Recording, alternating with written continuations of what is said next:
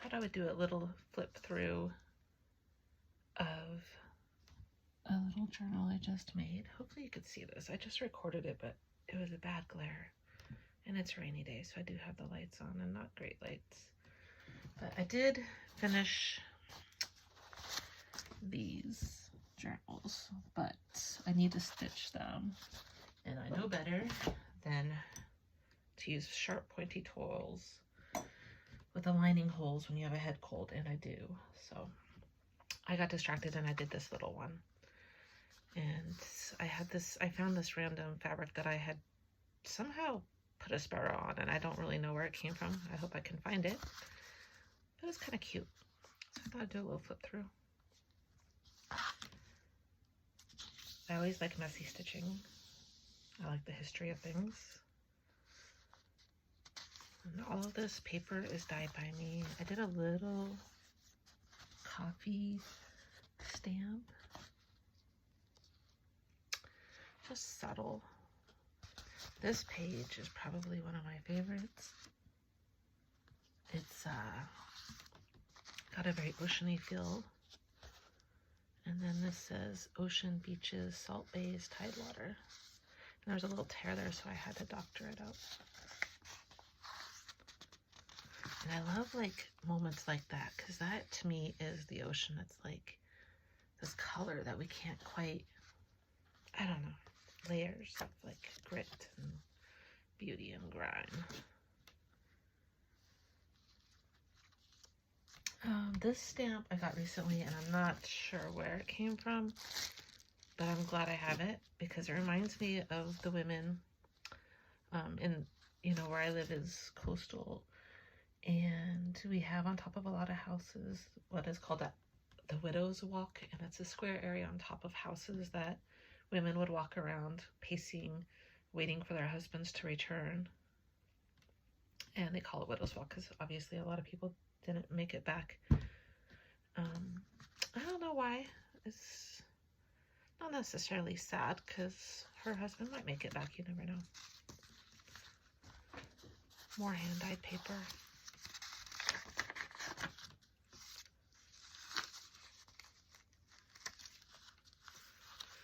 With this, I did a little, sorry for the glare. It's a little scrap, just little extra areas to write. I like to have plenty of areas for writing, because you could really fill one of these up with quite a bit, depending how much you write in one. This is just a topographical map, and it reminded me of like an oyster shell, which I always keep near me. Oh, it got some paint on it. I find them so beautiful, and I always keep them near me. You can kind of see how that could be an oyster shell, or the layers of the ocean, whatever. On one side I did gesso for more writing. This page is also nice with its cool little spots. I hope you could hear the rooster crowing outside. It's not even that early, but this is a page from the guidebook. Tracing paper. This is some paper I had dyed. It's a shipping chart. So you can see the, I don't even know what they call that actually. I don't know. It's like in shipping charts, I don't know what they actually call that, but I love the paper so much.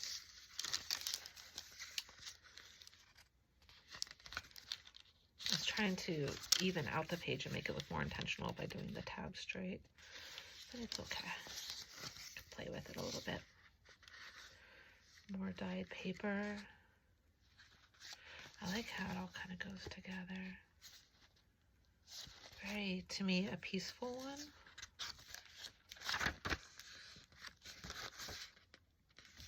This is the back side.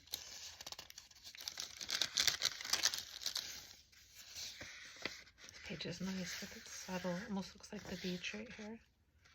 It's the ocean and the sky. Some extra little spots. This is from a stamp I just got from a friend. She was selling on Facebook Marketplace, and somehow I was lucky enough to see her listing, and I bought all of her nautical stamps. I didn't do it right. This was my first attempt.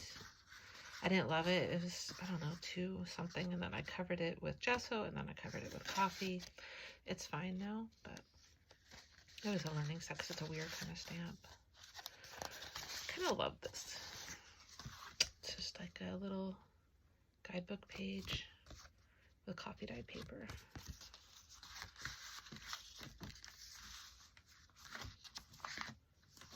I kind of like the, I don't know how, a lot of these papers are old. I just found them in my stuff.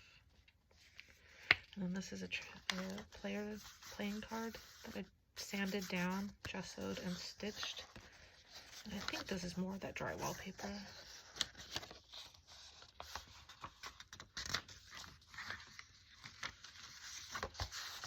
I should have inked the outside of the shell, but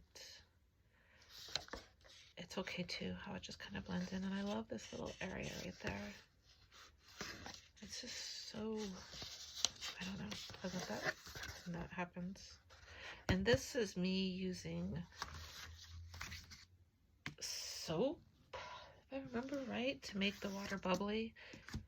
Maybe I'll do a video on that because I'm going to do that again soon. That's the back. It's just stitched it twice, and then this time it didn't work, and I don't even care. It's kind of nice. So there's that.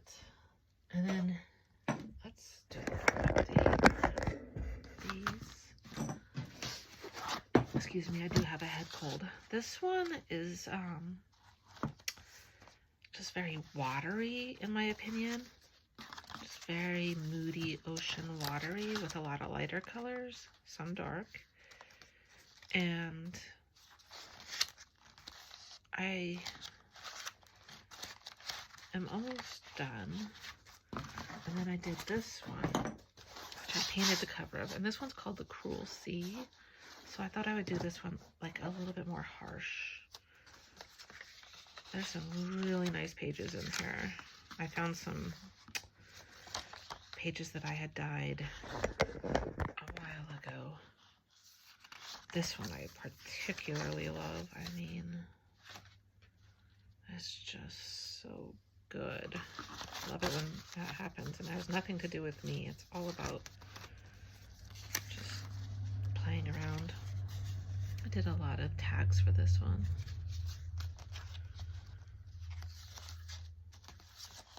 But it's more deeper colors, more gritty, more moody. I think of a ship with this one is kind of what I was thinking, like a ship lost at sea. So it's deeper colors. And for writing, it's a little harder, but you can still gesso over the top of it, where this could be pages for photos. I am trying to get these done for my open studio because, I mean, I want to teach the classes. And look at that. It's so good. Like I said, I'm not saying I'm so good. It's just kind of magic what happens. But I think there's also enough light pages that it works out. Gesso is your friend. That one's cool.